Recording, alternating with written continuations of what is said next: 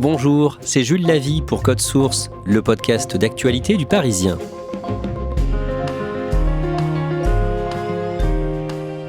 Le 25 novembre, la maire socialiste de Paris, Anne Hidalgo, a annoncé qu'elle ne sera pas candidate à sa succession en 2026. Elle a désigné un dauphin, le sénateur socialiste de Paris, Rémi Féraud, mais le PS est divisé. L'ancien premier adjoint d'Anne Hidalgo, Emmanuel Grégoire, s'est porté candidat 8 jours plus tôt.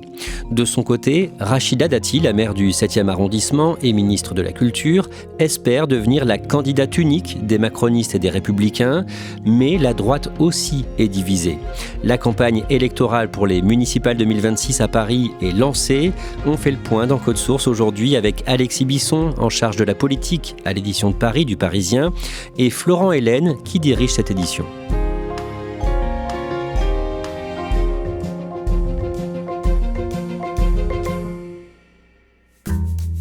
Anne Hidalgo est officiellement maire de Paris. Donc, une semaine après son élection, a été entérinée par le vote du Conseil de Paris ce matin. À 54 ans, elle devient la première femme à prendre la tête de la capitale. Florent Hélène, rappelez-nous comment l'ancien maire Bertrand Delanoë avait choisi Anne Hidalgo pour lui succéder.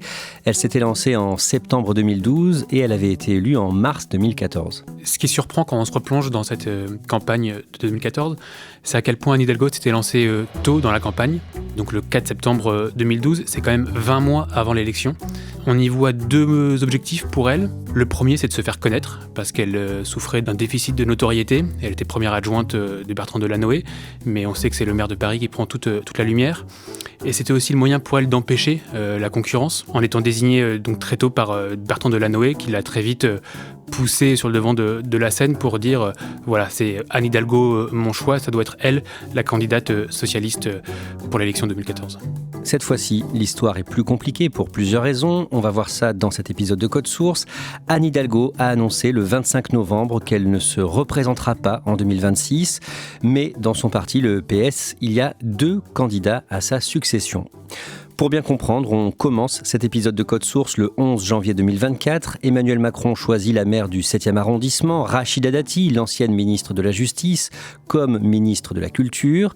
Et très vite, une rumeur court, Alexis Bisson, il y aurait eu un accord entre Rachida Dati et le président. Personne ne s'y attend, ça prend un peu tout le monde de court, on a du mal à comprendre pourquoi Rachida Dati à ce poste. Très vite, il y a cette petite musique qui tourne dans les médias, on comprend en fait qu'il y aurait eu un pacte entre Rachida Dati elle-même et le président Macron.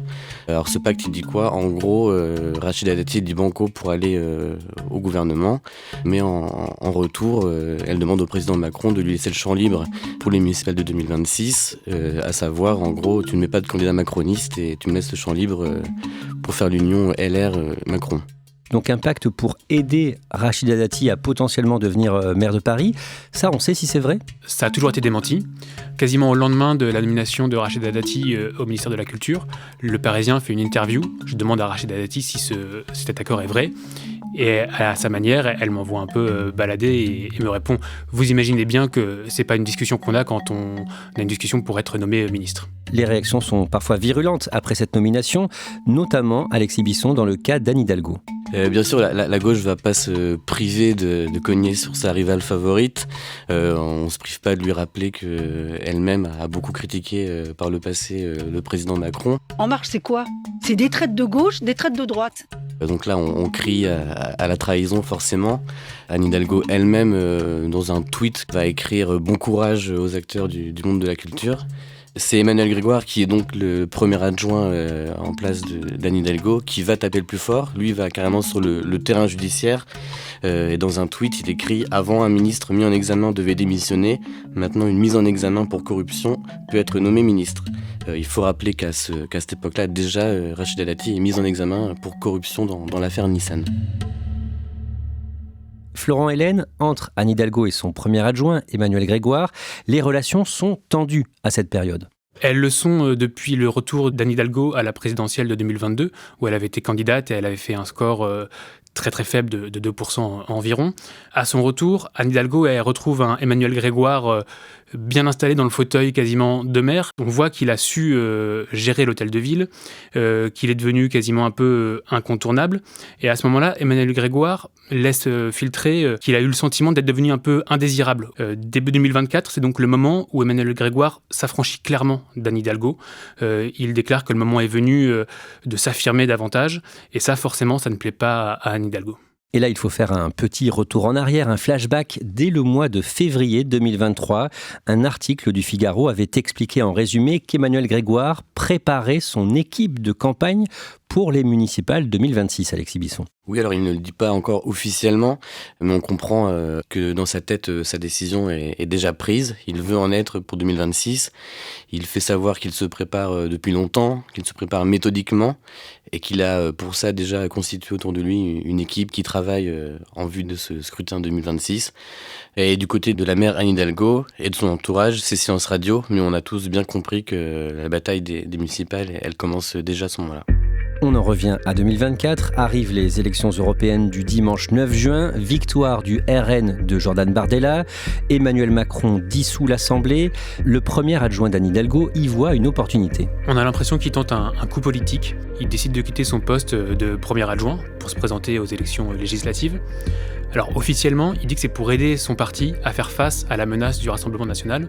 Sauf que la menace à Paris, elle n'existe pas. On sait que jamais le Rassemblement national n'a fait de score important. Ce qu'on peut plutôt supposer, c'est que c'est pour prendre son envol définitivement, pour sortir de l'ombre, car il a un déficit de notoriété lui aussi, et donc il a besoin de se faire connaître, il a besoin d'exister au-delà d'Anne Hidalgo, et donc il se présente aux élections législatives. Et puis c'est peut-être une manière de quitter cette relation toxique. Ça, ce sont des mots que nous disent certains élus pour décrire à quel point les relations étaient tendues entre les deux à cette époque-là. Comment réagit Anne Hidalgo à l'annonce donc de cette candidature d'Emmanuel Grégoire aux législatives ? De manière publique, elle dit rien, comme si ça ne lui faisait rien. En interne, on sait qu'elle le prend très mal. D'abord car une démission d'un premier adjoint, ça fait jamais bon genre. Et puis elle a déjà connu ça en 2018 avec le départ de Bruno Julliard, qui était à l'époque son premier adjoint, qui lui était parti de manière fracassante. Vous avez annoncé votre démission avec des mots très durs, des vifs désaccords. Vous critiquez une maire inconstante, une gestion inefficace et solitaire. Quand on n'y croit pas, quand on n'y croit plus, ce qui est mon cas, il est préférable d'être honnête et donc d'en tirer les conséquences. Emmanuel Grégoire, il le fait de manière un peu plus élégante, en restant respectueux envers Anne Hidalgo, mais tout de même, ça jette un froid.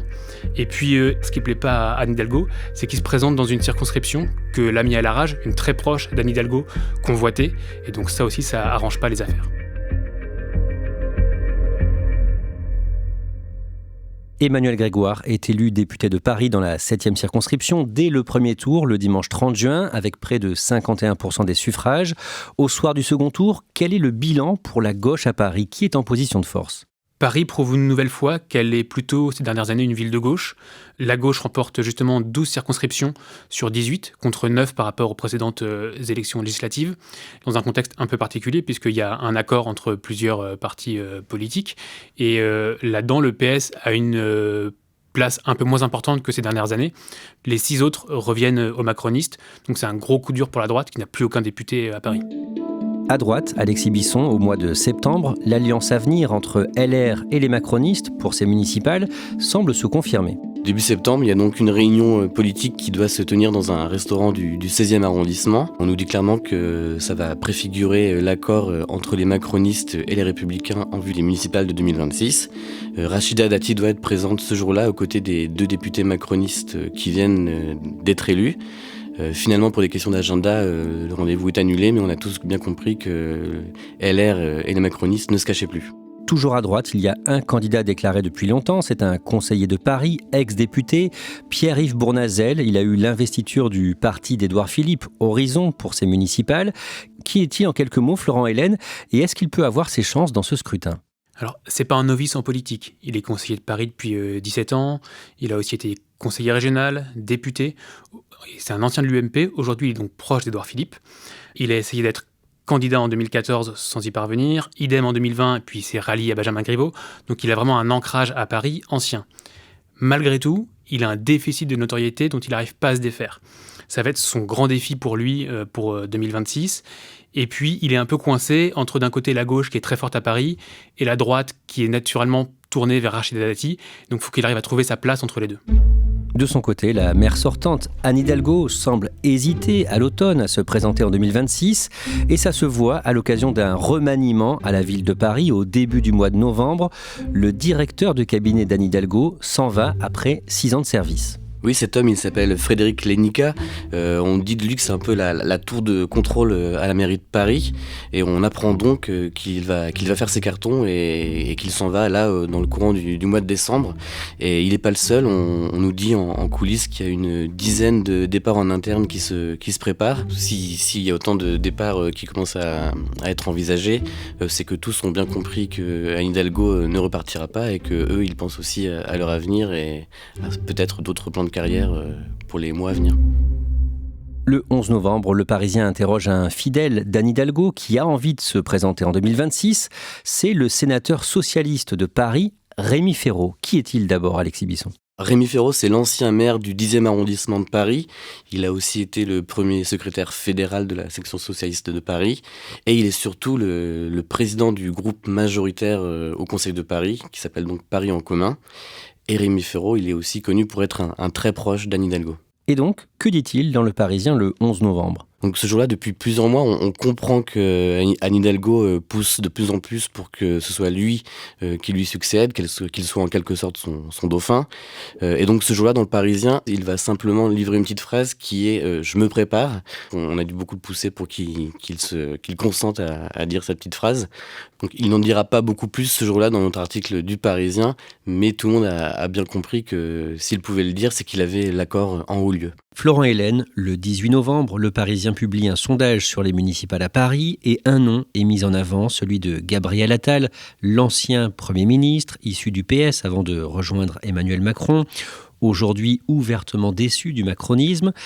Que dit ce sondage à son sujet ? Alors, il faut bien comprendre qu'on a demandé aux Parisiens, non pas leurs intentions de vote, mais qui ferait un bon maire de Paris à leurs yeux. C'est pas la même chose. Et donc c'est Gabriel Attal, pour 42% d'entre eux, qui ferait un bon maire de Paris, et c'est celui qui arrive le plus haut. Derrière arrive Rachida Dati avec 39%, et puis Anne Hidalgo à 28%. Et donc on a été un peu surpris, et on est allé à la rencontre des Parisiens pour comprendre pourquoi est-ce que Gabriel Attal ferait à leurs yeux le meilleur maire de Paris. Et en fait, c'est tout simple, il dégage une image de quelqu'un de plutôt chaleureux et de compétent avec son passé en tant que Premier ministre. Et Gabriel Attal, il est vraiment intéressé potentiellement par la mairie de Paris ?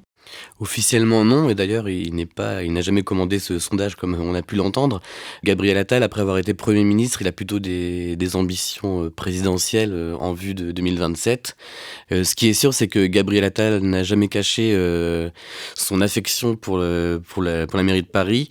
Un de ses proches nous racontait d'ailleurs que Gabriel Attal trouve que c'est l'un des plus beaux mandats en politique. Ce qui est sûr, c'est qu'il a dû regarder attentivement ce sondage et que ça peut aussi pourquoi pas lui faire une porte de sortie si d'aventure les portes de la présidentielle lui étaient bouchées. Florent Hélène, la même enquête d'opinion sonde les Parisiens au sujet du bilan d'Anne Hidalgo, sondage Ipsos réalisé du 7 au 13 novembre sur un échantillon représentatif de 800 Parisiens. Alors qu'est-ce que ça donne donc quand on parle du bilan d'Anne Hidalgo ? Qu'est-ce qui vous frappe ? Les résultats sont quand même très partagés. 46% jugent que l'action d'Anne Hidalgo est bonne ou excellente, et donc 54% médiocre ou mauvaise. Après 10 ans de pouvoir, c'est pas si mauvais que ça, c'est pas si catastrophique que ça, c'est même plutôt bon. Sauf que ce qui est assez frappant, c'est que sur les problématiques du quotidien, c'est-à-dire la sécurité, la circulation, la propreté, les résultats sont beaucoup plus critiques, et on sait qu'au moment d'aller voter, c'est ce qui pèse le plus. Le lendemain, Florent Hélène, vous publiez une interview de l'ancien premier adjoint d'Anne Hidalgo, Emmanuel Grégoire, devenu député de Paris, et il annonce dans cette interview qu'il est officiellement candidat au municipal 2026. Alors, il est déjà persuadé à cette heure qu'Anne Hidalgo ne se représentera pas, et donc il faut qu'un nouveau cycle s'ouvre. Donc c'est déjà une première pique à l'encontre de la maire de Paris, mais surtout il s'inscrit dans le cadre du PS, donc il brigue d'abord l'investiture du parti pour ensuite se présenter au nom du PS à la mairie de Paris. Il est conscient de son déficit de notoriété, encore une fois. Il est plus connu que son possible concurrent Rémi Féraud, mais il sait qu'il a du travail à faire en la matière. Et il nous dit que son objectif surtout c'est de réconcilier les Parisiens, qu'il les trouve un peu divisés ces dernières années. Et donc là c'est encore une fois une seconde pique à l'encontre d'Anne Hidalgo. Le lundi 25 novembre au soir, Anne Hidalgo annonce au journal Le Monde qu'elle ne sera pas candidate en 2026. C'est une confirmation. Elle dit pourquoi ? Anne Hidalgo, elle explique déjà que cette décision, elle l'a prise depuis très longtemps, avant même l'organisation des Jeux Olympiques. Elle dit qu'en fait, elle est fidèle à ce à quoi elle s'est engagée, à savoir qu'elle ne ferait que 2 mandats. Et surtout, elle explique qu'elle fait cette annonce suffisamment tôt pour laisser la possibilité à l'équipe qui la remplacera de se préparer suffisamment tôt. Et elle présente le sénateur Rémi Féraud comme son dauphin. Il a, dit-elle, la solidité, le sérieux et la capacité de rassemblement nécessaires. Mais, on l'a dit, Emmanuel Grégoire, son ancien premier adjoint, est aussi candidat à l'investiture PS pour les municipales. Concrètement, ça veut dire qu'il va y avoir une primaire à gauche ? Au Parti socialiste, en tout cas, c'est sûr, puisqu'il y aura donc un duel entre Emmanuel Grégoire et Rémi Féraud. Peut-être que quelqu'un d'autre s'invitera dans la bataille, mais pour l'instant, ce sont les 2 candidats naturels. Une primaire à gauche, c'est plus compliqué, parce que ça voudrait dire réunir les écologistes et les communistes avec les socialistes sur une même primaire. Et là, ce sera quand même beaucoup plus compliqué. Dans ce podcast, pour la droite et les macronistes, on a parlé de Rachida Dati ou de Gabriel Attal. À gauche, donc, Emmanuel Grégoire et Rémi Féraud sont candidats dans le camp du PS. Et on l'a dit, ils souffrent tous les 2 d'un manque de notoriété. Oui, c'était un des enseignements de notre sondage, c'est que les 2 sont très très peu connus, très loin des Dati, des Hidalgo, des Gabriel Attal. Mais quand on les interroge tous les 2 sur cette problématique, tous les 2 nous répondent qu'à ce stade-là, c'est plutôt normal, qu'une notoriété, ça se construit. Et donc, il n'y a pas de panique. Ils citent souvent l'exemple de Bertrand Delanoë et d'une certaine Anne Hidalgo qui, elle aussi, était à l'époque très peu connue. Et Rémi Féraud, il a une formule assez marrante qui dit « avant d'être connu, on n'est pas connu ». Florent Hélène, le fait d'avoir 2 potentiels candidats pour l'instant qui ne sont pas du tout connus, est-ce que c'est une chance pour la droite à Paris ? Ce qui est sûr, c'est qu'ils se frottent les mains parce qu'ils vont avoir une chance face à un candidat qui sera moins connu que leur leader naturel, Rachida Dati, très vraisemblablement. La seule chose, c'est qu'il faudra qu'ils partent unis. Pour l'instant, ils ne le sont pas du tout. Au Conseil de Paris, il y a Francis Piner qui a claqué la porte du groupe Changer Paris de Rachida Dati, qui est quand même un poids lourd politique à Paris. Il y a Geoffroy Boulard, le maire du 17e, qui est parti également, qui a fondé un autre groupe avec Pierre-Yves Bournazel notamment. Et donc, le groupe de Rachida Dati n'est plus la force d'opposition à Paris. Et donc, en 2026, s'ils veulent gagner, il va falloir que tous ils se réunissent pour faire front commun.